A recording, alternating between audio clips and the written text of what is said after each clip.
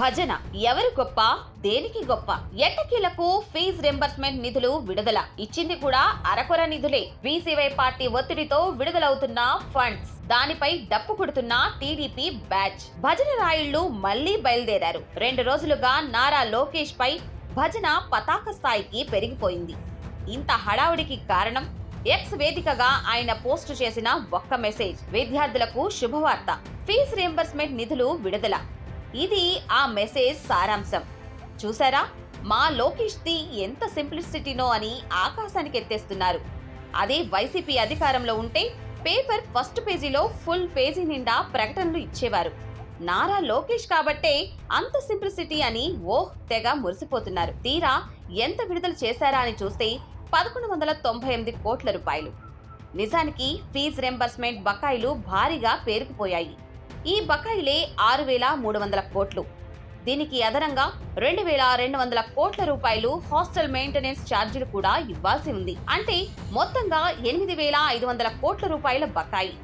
ఇందులో గతంలో ఇచ్చిన నిధులు 700 కోట్ల రూపాయలు. ఇప్పుడు మరో 1200 కోట్ల రూపాయలు విడుదల చేస్తున్నారు.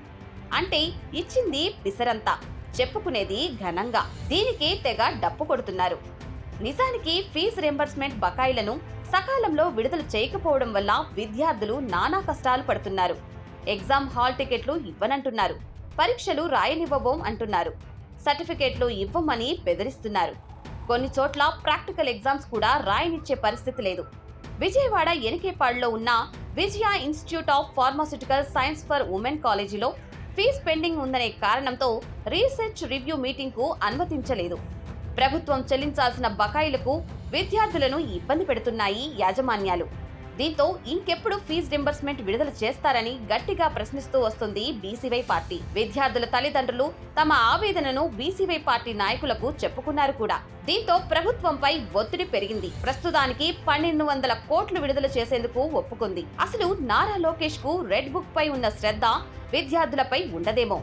అదే ఉండుంటే ప్రభుత్వంపై ఒత్తిడి రాకముందే ఫీజు రింబర్స్మెంట్ నిధులు విడుదల చేసేదంటుంది బీసీవై పార్టీ.